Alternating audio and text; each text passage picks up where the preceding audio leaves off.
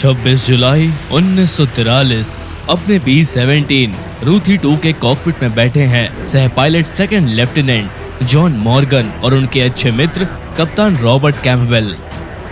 वो 120 बम वर्षा के समूह में जर्मनी पर हमला करने जा रहे हैं, पर वो अभी उत्तर सागर पार ही कर पाए थे कि मॉर्गन के सामने दुश्मन दिखते हैं। दुश्मन 12 बजे की दिशा में बहुत सारे हैं। 150 से ज्यादा जर्मन लड़ाकू उनकी ओर झुंड में आ रहे हैं। तैयार हो साथियों।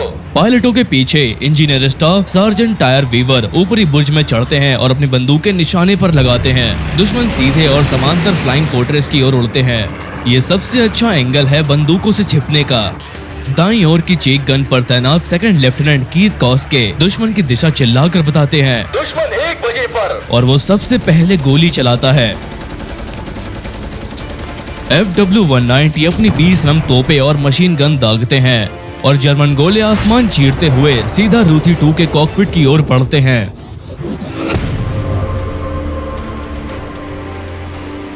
मॉर्गन झटके से पीछे हटते हैं जब दुश्मन की गोलाबारी उनकी ओर आती है। वीवर दर्द से चिल्लाता है जब 20 mm का गोला बाएं कंधे पर लगता है, पर एक गोली सीधा कप्तान कैम्पबेल के सर पर जा लगती है। FW-190 ने क्षतिग्रस्त B-17 को पीछे छोड़ते हुए उसके धड़ पर गोलियों की बौछार कर दी। चलो चलो। जैसे ही वो B-17 के बॉक्स फॉर्मेशन से गुजरते हैं, ऐसा लगता है पूरा फॉर्मेशन जीवित हो उठा है। गनर गरजते जर्मन विमानों पर निशाना साध रहे हैं। फ्लाइट डेक पर मॉर्गन स्तब्ध है जब वो कॉकपिट के अंदर की तबाही और भयानक दृश्य देखता है। वो अपने कप्तान को देखता है जो सर में घाव के साथ उसके बगल वाली सीट पर बेजान पड़ा है। मॉर्गन अब अकेला है। पूरे दल को घर पहुंचाने की जिम्मेदारी उसकी है। क्या हमें गोली लगी? वो बहुत सारे हैं। कप्तान ने गोली लगी है, पर मैं संभाल लूंगा। वो कंट्रोल्स को पकड़ता है और अपने फोर्ट्रेस को फॉर्मेशन में लाता है, पर अचानक वो चौंकता है जब योक उसके हाथों में हिलता है। मॉर्गन को कंट्रोल हिलते महसूस होते हैं जब बॉम्बर बाईं ओर झुकता है। वो संभालता है और कप्तान की तरफ देखता है। हैरानी से सिर में गोली लगने के बावजूद कैम्पबेल सीधा बैठा है और सतर्कता से विमान संभाल रहा है। ये अच्छा नहीं है। जैसे ही FW-190 फोर्ट्रेस की तरफ तेजी से आते हैं, कैम्पबेल दाईं ओर झुका देता है।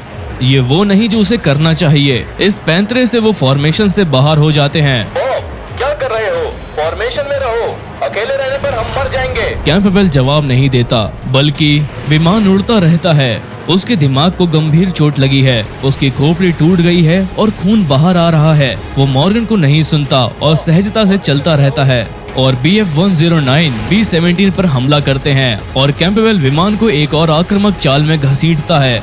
पीछे गनर्स जान बचाने के लिए पकड़ बनाए रखते हैं। फर्श पर गोलियों के खाली खोल बिखर रहे हैं और वो लगभग अपना संतुलन खो देते हैं। क्या कर रहे हो? भारी मशक्कत के बावजूद वो अपनी बंदूकें निशाने पर रखते हैं और दुश्मन पर जितनी हो सके गोलियां बरसा रहे हैं। चलो चलो, उसे लगी है। आगे की ओर कॉस्के अपनी मशीन गन का ट्रिगर दबाए रखता है जबकि निशाने हर तरफ से आ रहे हैं। इंटरकॉम पर बचने की लड़ाई में सभी फोन करने में लगे हैं। अचानक वो बुर्ज गनर टायर वीवर को अपने पास गिरते और फर्श पर बेहोश देखता है। कॉस्के तुरंत उसकी मदद के लिए दौड़ता है और उसे पता चलता है कि वीवर का बायां हाथ उड़ चुका है और खून तेजी से बह रहा है। वीवर, होश में रहो। वो जितना मदद कर सकता था करता है, पर वो जानता है कि चोटें बहुत गंभीर हैं और वीवर इंग्लैंड वापसी के 4 घंटे तक नहीं टिक सकता। और वीवर खुद भी जानता है वो कमजोर है और भयंकर दर्द में है। वो कॉस्के का ध्यान खींचता है। वो पहले खुद को इशारा करता है, फिर हैच की ओर। वो कूदना चाहता है। कॉस्के दुविधा में है। अगर वीवर कूदने में बच भी जाए तो कोई गारंटी नहीं कि जर्मन उसे मरने नहीं देंगे, पर उसे समझ आता है कि ये इकलौता मौका है। 9 बजे निचले फाइटर्स मुझे दिख नहीं रहे, वो बहुत तेज है। बाहर फाइटर का कोहराम जारी है और मशीन गनों की आवाजें गूंज रही हैं जब दुश्मन रफ्तार से गुजरते हैं। एक BF-109 रूथी 2 के साथ गोलियों की बौछार करता है जो पतली धातु में फटती है और धड़ के अंदर छर्रे फैला देती है। इसके नुकसान से पूरे विमान का इंटरकॉम फेल हो जाता है, पर और बदतर विमान के पिछले हिस्से की ऑक्सीजन सप्लाई में छेद हो गया है। कॉकपिट में मॉर्गन अभी भी कंट्रोल से जूझ रहा है और B-17 को फॉर्मेशन में रखने की कोशिश कर रहा है। वो कैम्बेल के अस्तंग निर्देशों को रोकने की कोशिश कर रहा है, फॉर्मेशन में पर ये काम नहीं कर रहा। विमान लगातार फॉर्मेशन से दूर होता जा रहा है। मॉर्गन को कमांड का भार महसूस हो रहा है। अगर उसे अपने लोगों को बचाना है तो उसे कप्तान को कंट्रोल से हटाना होगा। वो घायल कप्तान को योक से दूर खींचने के लिए आगे बढ़ता है। कैम्बेल में अभी भी ताकत है, वो विरोध करता है। कंट्रोल मुझे दीजिए सर। मॉर्गन खींचने की कोशिश में है, पर कैम्बेल हिलता नहीं। एक हाथ से वो मुट्ठी बनाता है और मॉर्गन के सीधे चेहरे पर मुक्का मारता है। मॉर्गन स्तब्ध, क्रोधित और निराश है। Robert please. रॉबर्ट कैम्बेल समझ नहीं पा रहा कि क्या हो रहा है। अपने घायल दिमाग के किसी कोने में वो अभी भी कमांड में है और अपने क्रू की जान के लिए लड़ रहा है। गुस्से से वो मॉर्गन को बार बार मुक्के मारता है। मुक्के की बौछार उसके सर और धड़ पर लगती है। रॉबर्ट प्लीज मुझे कंट्रोल दो। पर कैम्बेल अड़ा रहता है। वो मॉर्गन की आंख पर मारता है, फिर जबड़े पर एक और मुक्का। मॉर्गन अपना सिर और बाहें ढकता है और कैम्बेल से जितना हो सके दूर हटता है, पर तभी उसे दिखाई देता है कि गुस्से में कैम्बेल ने कंट्रोल संभालना बंद कर दिया है।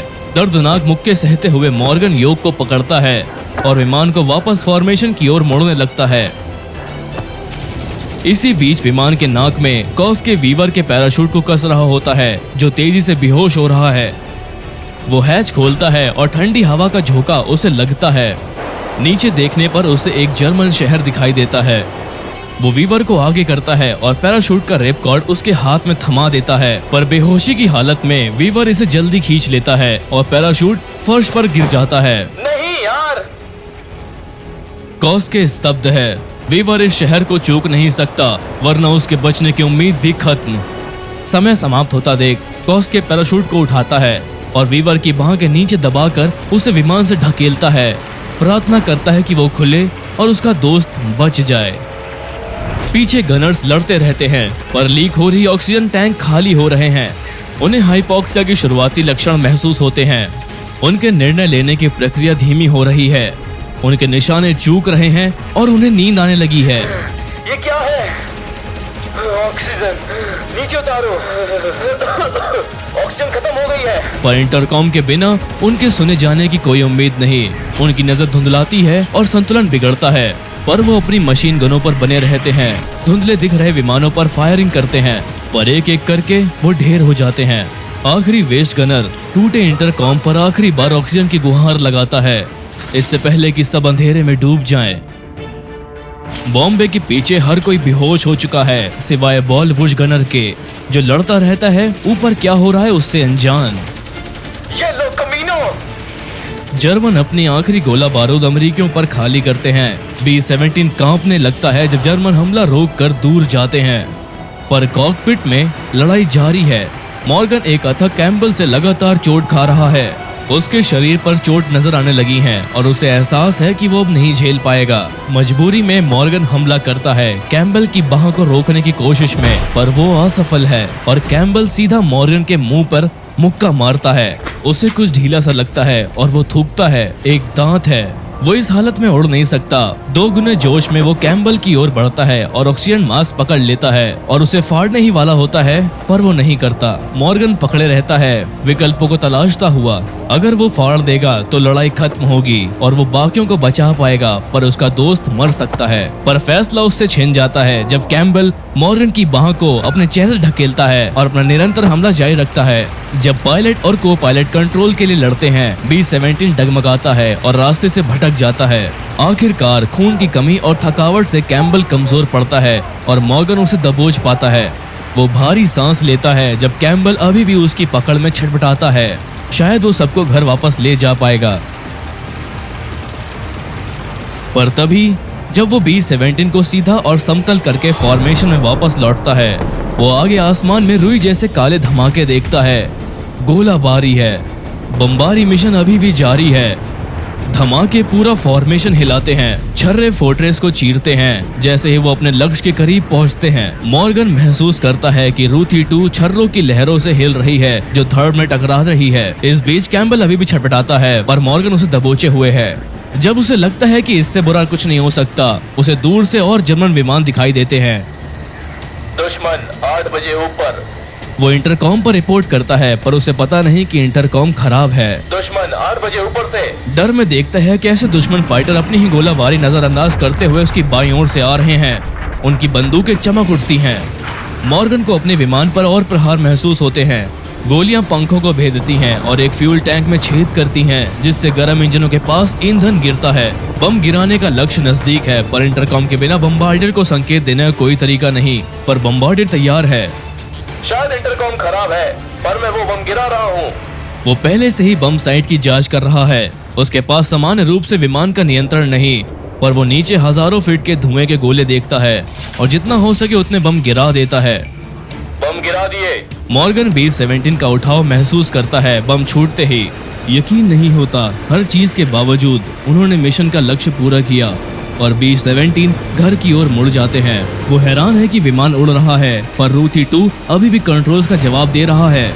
जर्मन विमान उनका पीछा और परेशान करते हैं। फोर्ट्रेस पर पीछे से गोलाबारी करते हैं। पीछे के गनर्स के बिना रूथी 2 बिना जवाबी फायर के गोली खा रही है।